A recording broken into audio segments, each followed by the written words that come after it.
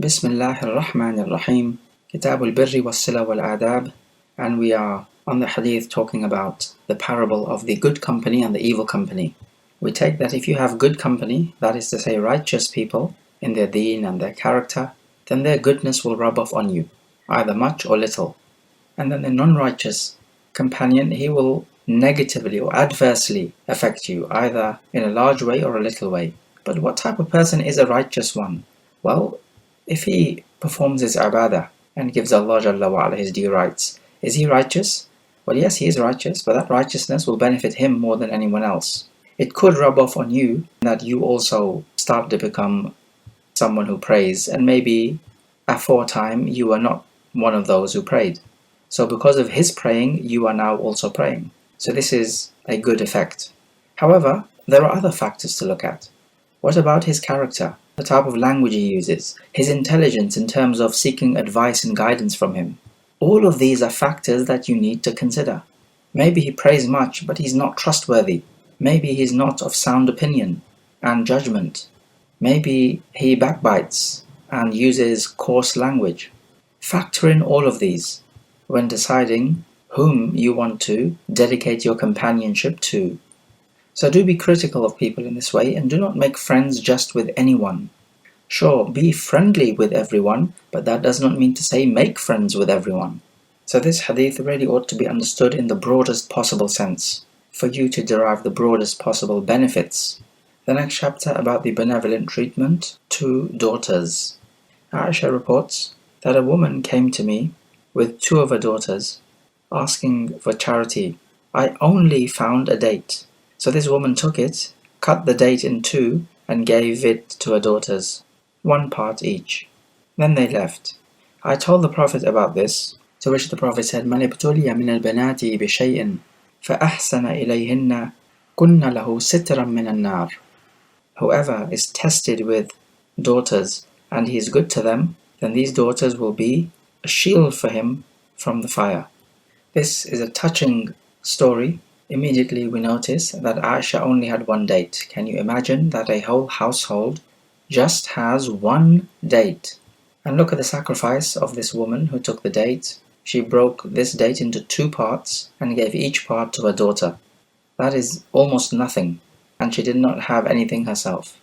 The Prophet told us that anyone who does good to these daughters, there will be a protection from the fire for that parent. He says whoever is tested with these daughters, the temptation amongst the people of Jahiliyyah was to bury the daughters alive. So the first point of ihsan, doing well, is not to kill them or bury them alive. Secondly, is to do well to them and to treat them right and bring them up properly, feed them and clothe them. This is because women are not normally, at least certainly in those days, they were not people who earned. The earners were the men. الرجال قوامون على النساء بما فضل الله بعضهم على بعض وَبِمَا أَنفَقُوا مِنْ أَمْوَالِهِمْ. So the men are caretakers of women because they are better than them. They have more virtue. If women had more virtue and were better, then women would be caretakers of men. And also the second reason, because they spend on the women. So it's a man's responsibility to earn and to spend on his wife. As for, particularly in the West, in the kuffar countries, we find women being just like men in terms of having a career and being earners. So we would find many of them having nannies to look after their children. This is the type of nonsense lifestyle that they live. And they deem themselves to be advanced and progressive. And the more pretty this woman is, the higher her job position will be. And this is all an inspiration from shaitan, to get the woman out of her proper place, which is the homemaker, and mixing in with the men, creating fitna. Even during the salah, men and women are not allowed to mix. The Prophet said, خَيْرُ صُفُوفِ الرِّجَالِ أَوَّلُهَا وَشَرُّهَا آخِرُهَا وَخَيْرُ صُفُوفِ النِّسَاءِ آخِرُهَا وَشَرُّهَا أَوَّلُهَا. So even in the salah, they are not to mix. And this is a righteous action. So how about in the job or workplace, which is nowhere near as righteous as the salah? That type of free mixing should be even more prohibited. Here's a question. How come the Prophet and the Sahaba in those days had such little food? One date in a whole house. And yet, the Muslims in this day and age, their homes are overflowing with food. Are the Muslims in this day and age more beloved to Allah than the Muslims in those days, such that He grants them more? Well, Allah Jalla wa Ala says, وَنَبْلُوكُمْ بِالشَّرِّ وَالْخَيْرِ فِتْنَةً. We will test you with some harm or evil and with goodness as a fitna, as a trial for you. So this abundance of food and drink and clothing that you have, and any other luxuries, you may deem it to be good. Fine, it may be good. However, it is still a trial. It is a test. It is a fitna. A fitna does not need to be something negative, like loss of life or your home being damaged by an earthquake and so on. It can actually be from something which on the surface appears to be good, such as an abundance of food. In this hadith there is a virtue of Aisha. She had one date, yet she gave it up to the other woman. Also in the chapter, Anas ibn Malik reports the Prophet said, من عال جاريتين حتى تبلغ جاء يوم القيامة أنا وهو وضم أصابعه. Whoever raises two daughters until they reach maturity, then he and I will come on Yawm al-Qiyamah. And then he put his fingers together or joined them together. Again, you find in this hadith the Prophet is laying emphasis on treating the daughters well, not treating the sons well because they are always treated well. But it's just that with the daughters, people would not deem them to be quite so significant. And the Prophet here wants to balance the scales out. What this hadith is talking about is raising these daughters, that is to say, providing them with their economic needs, but also education and culturing them so that they grow up to be upstanding citizens. The next chapter about the one who has his children die and he seeks reward. The first hadith in the chapter from Abu Hurairah that the Prophet said, لا يموت لأحد من المسلمين ثلاثة من الولد فتمسه النار إلا تحلة القسم. There is none amongst the Muslims who has three of his children die, and at the same time the fire will touch him, except for the fulfillment of the oath. This hadith teaches us that if three of your children die, then it will be a preventative measure from the fire. But of course, patience is an obligation. He says, but for the fulfillment of the oath. What oath is he talking about? The one found in Surah Maryam. وَإِن مِّنكُمْ إِلَّا وَارِدُهَا كَانَ عَلَى رَبِّكَ حَتْمًا مَقْضِيًّا. There is none amongst you except he will come to it, meaning the fire. This is the unavoidable decree of your Rabb. There are two opinions about this ayah. The first opinion says that this ayah refers to passing over the sirat. All Muslims will have to pass over the sirat, and that will include the munafiqun as well. But the munafiqun and the evil-doing Muslims will fall in. The others will cross safely upon their various speeds. That is, the speed with which they cross the sirat. The other opinion is you will actually fall into the fire, physically, but you will not be punished. And the correct opinion is that this ayah refers to the sirat. Also in the chapter, Abu Sa'id al-Khudri reports that a woman came to the Prophet and she said that all the men are taking your attention. So why don't you allot a day for us when you will teach us what Allah has taught you? So the Prophet did so, and on the allotted day he taught them ما من كنا من امرأة تقدم بين يديها من ولدها ثلاثة إلا كانوا لها حجابا من النار.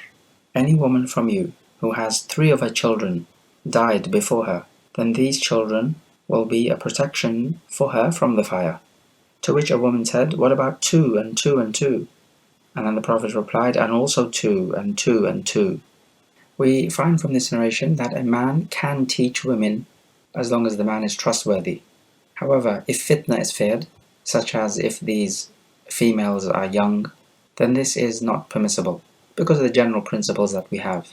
Or it could be permissible, but from behind a hijab or a screening. We can also take from the hadith that men and women do not mix with each other, even for the purpose of learning. Note what we said before, they do not even mix in the salah. So how about other than the salah? Because during the salah, the fear of fitna is the least that it can be. Yet still, the free mixing is impermissible. And it is also permissible from this hadith to appoint a particular time and place and date for learning purposes, such as we find with schools nowadays. You have term times for the schools. The hadith mentions that these children, 3 and even 2 dying, would be a hijab, a barrier from the fire for the woman. What about for the father? Well, it appears that the ruling is general, but death is definitely harder for the woman to take because she is emotionally more fragile. What is apparent from the hadith is that any type of child dying, young or old. However, another narration in the same chapter talks about young children, those who have not reached the age of maturity. A point which is not clear from the hadith is that, did the Prophet appoint a regular day, like once a week, or did he just appoint a one-off day for the women? Whatever the case may have been, both matters are permissible. Also in the chapter from Abu Hassan, he went to Abu Huraira and said, "My 2 children have died. So could you narrate us something from the Prophet that may soothe our bereavement?" And Abu Huraira said, "Yes. صغارهم دعاميس الجنة يتلقى أحدهم أباه أو قال أبويه فيأخذ بثوبه أو قال بيده كما آخذ أنا بصنفة ثوبك هذا فلا يتناهى أو قال فلا ينتهي حتى يدخله الله وأباه الجنة." The small children are the fowls of Jannah. One of them meets his father and takes hold of his clothes, or takes hold of his hand, just as I am taking hold of the hem of your clothing. And he will not let his father go until Allah enters them both into Jannah.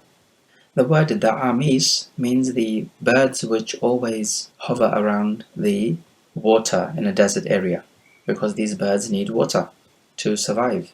And so likewise, these small children are like the water birds of Jannah. That is to say, they never leave Jannah, just as the fowls of the sea never leave the vicinity of the water. Oftentimes in the desert environment, that's how you can tell that there is water nearby, when you see these birds hovering around. The children of the mu'mineen will be in Jannah. According to most scholars, we can be sure of that, and we can make a definitive statement. There is more difference of opinion about the children of the kuffar. Some say they are just like the children of the Muslimin, and others say no, they will be further tested. We learn from this hadith the virtue of having knowledge for any and every occasion. Here the knowledge of Abu Huraira was called upon in a particular situation, the situation of bereavement, when your children have died. Do you have anything that could shed some light on this matter? And Abu Huraira, being extremely knowledgeable, had something to soothe the bereaving person. And likewise, for every occasion and any occasion, you have some sort of knowledge, some sort of ayah of the Quran or some sort of hadith to share with people. This is the virtue of knowledge. Another hadith in the chapter, Abu Huraira reports that a woman came to the Prophet with her child and said, "Ya Nabi Allah, ud'u Allah lah, O Prophet of Allah, make dua for this child. فَلَقَدْ دَفَنْتُ ثَلَاثَ, because I have already buried 3 of my children." That is, 3 of her children have died before. The Prophet said, "Dafanti thalatha? You buried 3 already?" She said, "Yes." To which the Prophet replied, لَقَدْ احْتَضَرْتِ بِحِضَارٍ شَدِيدٍ مِنَ النَّارِ. You have fenced yourself away from the fire with a severe or strong fence. So again, from this narration, we have this idea of 3 of your children dying. And in the previous narration, also what the Prophet said to the women, if 3 children die, there will be a hijab from the fire. That is hijab for the parents. And one woman mentioned 2, and the Prophet said, yes, this ruling applies to even 2 children as well. So the idea is that if your children die, then you have indeed suffered a great loss. But any loss that a Muslim suffers is not in vain. This is the beauty of the Islamic Aqidah. No loss is in vain. It will be accounted for. And the reward is that they will protect you from the fire. So this loss will not be in vain. This is why in the Islamic framework we do not have this concept of the problem of evil, which is what the philosophers and Christians delve into. It may be a problem for them, but the evil is not a problem from the Islamic perspective.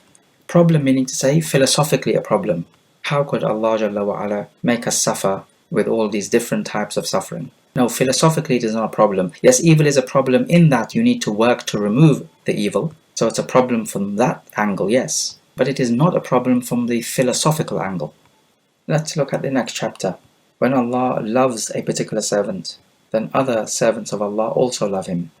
From Abu Hurairah that the Prophet said, إِنَّ اللَّهَ إِذَا أَحَبَّ عَبْدًا دعا جبريل فقال إني أحب فلانا فأحبه فيحبه جبريل ثم ينادي في السماء فيقول إن الله يحب فلانا فأحبوه فيحبه أهل السماء قال ثم يوضع له القبول في الأرض. When Allah loves a servant, He calls to Jibreel and says, "Oh Jibreel, I love Fulan, so you should love him too." And so Jibreel loves him. And then Jibreel calls out to the inhabitants of the heavens, that is the other malaika, and he says that Allah loves Fulan, so all of you should love him too. And then they begin to love him as well. And acceptance is written for him on earth. And then the hadith goes on. وَإِذَا أَبْغَضَ عَبْدًا دَعَا جِبْرِيلَ فَيَقُولُ إني أبغض فلانا فأبغضه قال فيبغضه جبريل ثم ينادي في أهل السماء إن الله يبغض فلانا فأبغضوه قال فيبغضونه ثم توضع له البغضاء في الأرض. And when Allah hates a servant, He calls to Jibreel and says, "Oh Jibreel, I hate Fulan, so you should hate him too." And so Jibreel hates him. And then Jibreel in turn calls out to the inhabitants of the heavens and he says that Allah hates Fulan, so you should hate him too. And so they begin to hate him as well. And hatred is written for him on earth.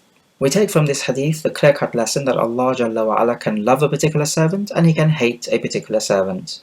And the love and hate of Allah Jalla wa Ala has the most immense ripple effect that you can possibly imagine, or perhaps cannot imagine, in that Jibreel will also love and hate that particular servant in accordance with Allah's love and hate, and also the Ahlus Sama, the inhabitants of the heavens, will also love and hate accordingly. So what type of scale are we talking about here?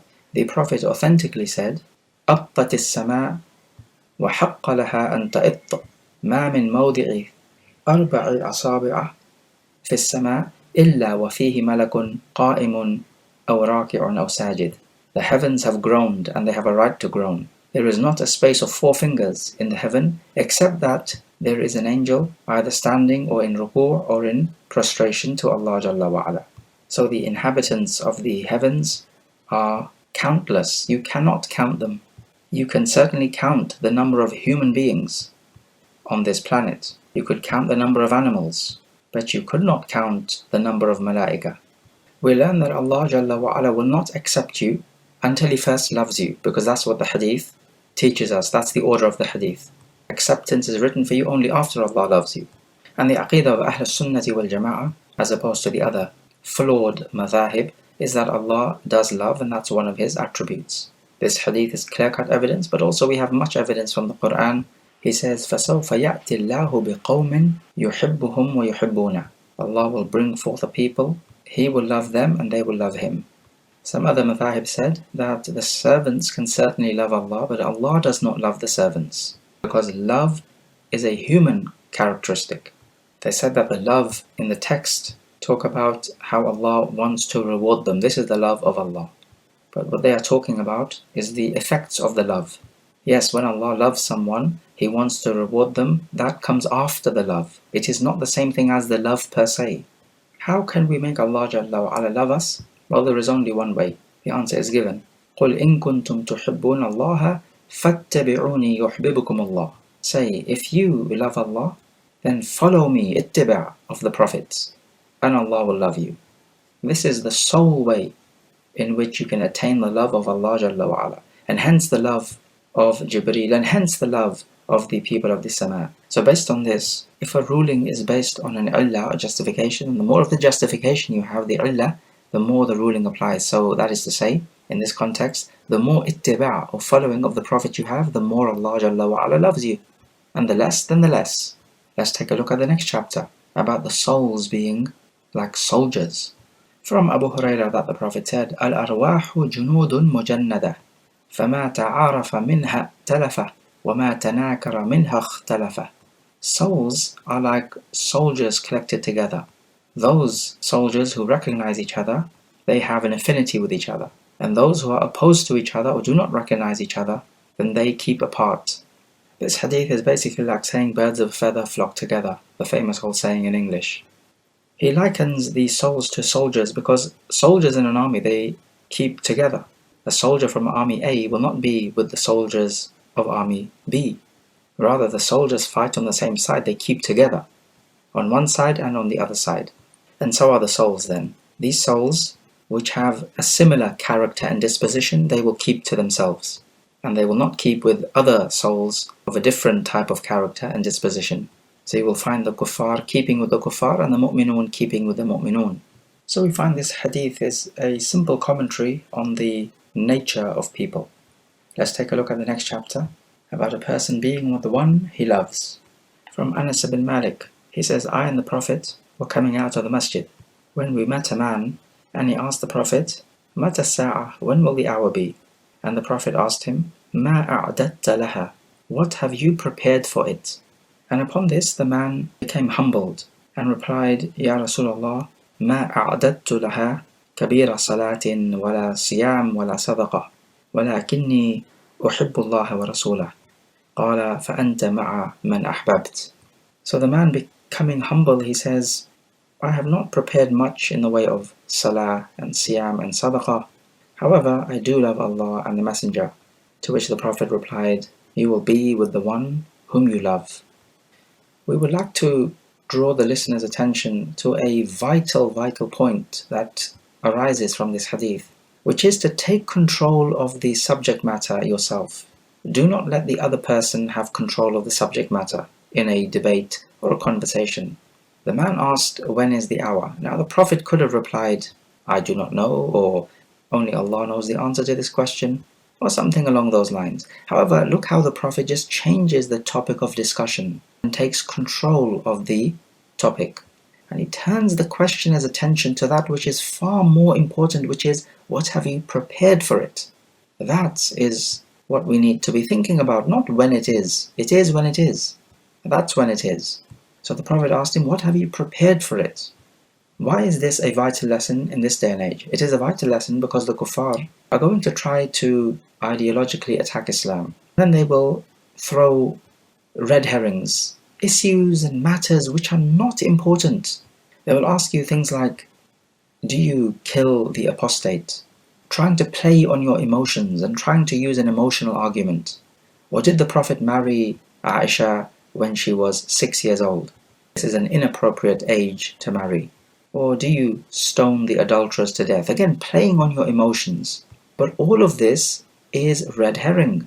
Because even if you stone the adulterer, or the Prophet married Aisha when she was 6, or you execute the apostate, even if this is all true, what bearing does this have on the question as to whether Islam is the truth and guidance or not?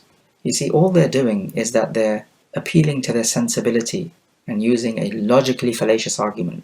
Just because something or an aspect offends your sensibility, such as, for example, killing the apostate, just because it offends your sensibility does not make it wrong or non-truth or false. For you could still have the truth and guidance which offends your sensibility. So in a case like this, you need to take control of the subject matter and start talking about whether Islam is the truth and guidance or not whether it offends people's sensibility, because if we leave it down to people's sensibilities, do you not see that they could find anything offensive and invalidate Islam thereby, just because it offends their sensibility? Circumcision could offend their sensibility. Slaughtering the meat in a halal fashion could offend their sensibility. Just anything could offend their sensibility. Does that give them grounds to invalidate Islam? No, but they do not realize that, so it is upon you to make them cognizant.